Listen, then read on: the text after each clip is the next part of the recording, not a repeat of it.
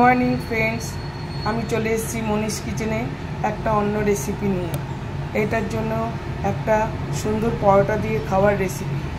এই জন্য আমি নিয়ে নিয়েছি ক্যাপসিকাম, ব্রোকলি আর পেঁয়াজ, এর মধ্যে রসুন আছে, আর এই যে ধনেপাতা কেটে ধুয়ে জলের মধ্যে চুবিয়ে রেখেছি। দেখতে থাকো, সঙ্গে থাকো কী করছি। বন্ধুরা দেখো, এবার আমি এটার মধ্যে এই বোলটার মধ্যে এই সব কিছু নিয়ে নেব।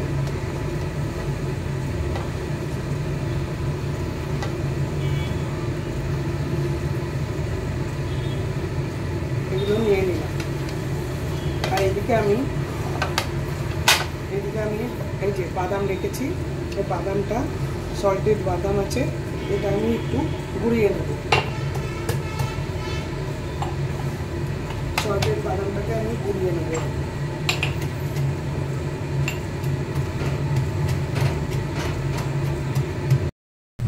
জায়গাটা ছোট হওয়াতে আমি চেঞ্জ করে নিয়েছি, এই জন্য বড় জায়গা জিনিস অনুযায়ী জায়গাটা ছোট হয়ে গেছে। এইবারে আমি বেসিক মশলা এর মধ্যে দিয়ে দেবো। হলুদ দিলাম, লঙ্কার গুঁড়ো দিলাম, আর ধনে দিলাম,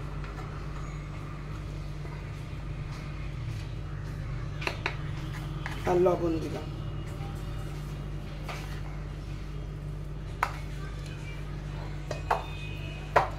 আর দেব টক দই। এই যে টক দই দিয়ে দিলাম অনেকটাই, বেশ অনেকটাই টক দই দিয়ে দিলাম। আর দিয়ে দেব না, এখন ধনেপাতা আর রসুন কুচিটা পরে দেব। এটা এবারে আমি মাখাবো, পুরোটা মাখিয়ে নেব।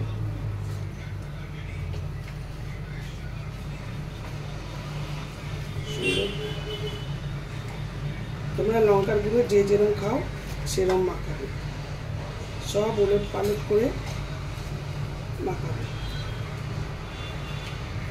এটা এই স্প্যাচুলাটা আমার নরম হয়ে গেছে, এটা দিয়ে হবে না।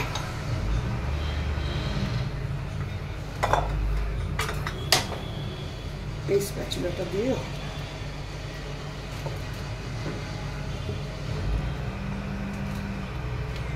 এটা এরকম ভাবে পুরো মিক্স করে নিতে হবে।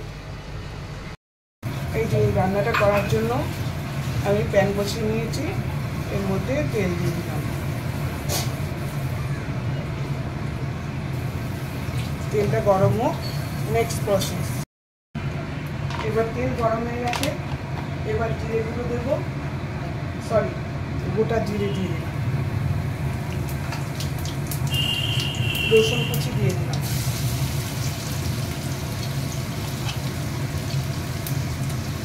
পরিমাণ মতো তোমরাও দেবে রসুন কুচি।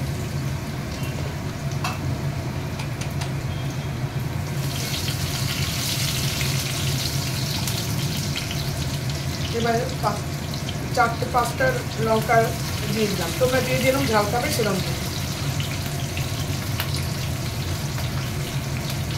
খুবই সহজ রান্না, কোনো অসুবিধাই নেই।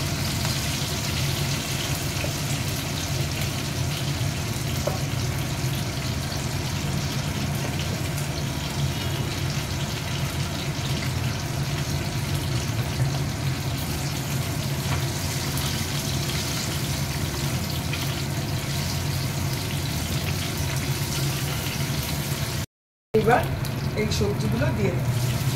পেঁয়াজ মাখা যে মেখে রেখেছিলাম,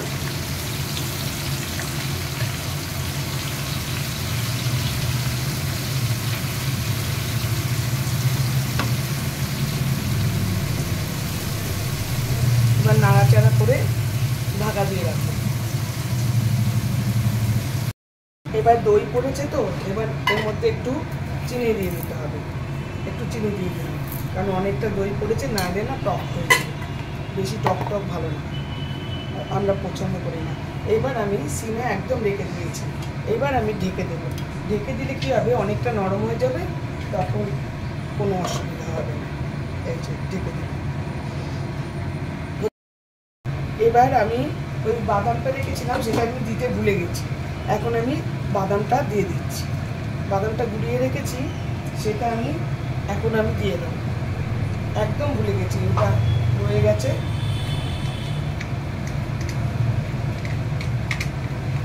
বাদামটা দিয়ে দিতাম।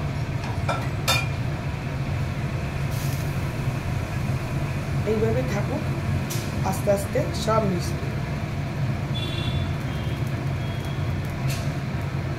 আবার আমি ঢাকা দিয়ে রেখে দেবো, সব মিশে যাবে আস্তে আস্তে। কমিয়ে রেখেছি একদম।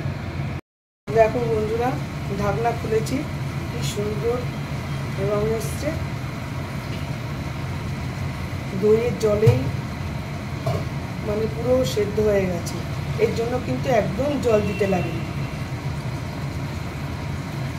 সেদ্ধ হয়ে গেছে। আর একটুখানি ড্রাই হবে, তাহলেই মানে পরোটা দিয়ে অবশ্যই চলবে। রুটি দিয়ে তো চলবেই, পরোটা দিয়ে খেলে দারুণ লাগবে। আজকে আমাদের মেনু পরোটাই অবশ্য, এটা দিয়ে পরোটা দিয়েই খাবো। সুন্দর এসছে।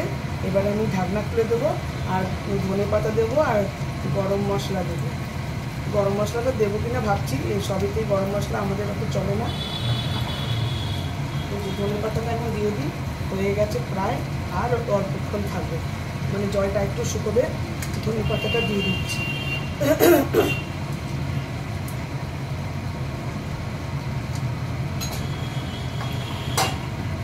ধনে পাতা দিয়ে জাস্ট মানে রেখে দেবো। এখন আর ঢাকাও দেবো না, কিছুই না। জলটা শুকিয়ে যাবে, তাহলে আমারও রান্না ডান হবে। সুন্দর রং এসছে, খুব সুন্দর হয়েছে। দেখতে তো খুব সুন্দর লাগছে, খেলে বলে যাবে কেমন হচ্ছে। এখন খানিকক্ষণ হোক, জলটা আরও টেনে যাক, তারপরে দেখাচ্ছি। সুন্দর আমার রান্নার ডান। এই দেখো, একদম তেল বেরিয়ে গেছে, সুন্দর রং এসছে, তেলও বেরিয়ে গেছে। ব্যাস, গ্যাস নিভিয়ে দিলাম, রান্না ডান। বন্ধুরা দেখো, সুন্দর দেখতে হয়েছে। আশা করি তোমাদের ভালো লেগেছে। অবশ্যই ট্রাই করবে। এটা পরোটা দিয়ে দারুণ যাবে, রুটি দিয়েও খাবে, দারুণ যাবে। ভাত দিয়ে চলবে না। খুব সুন্দর হয়েছে দেখতে। তোমরা অবশ্যই ট্রাই করবে। Thank you for watching. আমি শীঘ্রই আসছি আরেকটি ব্লগ নিয়ে।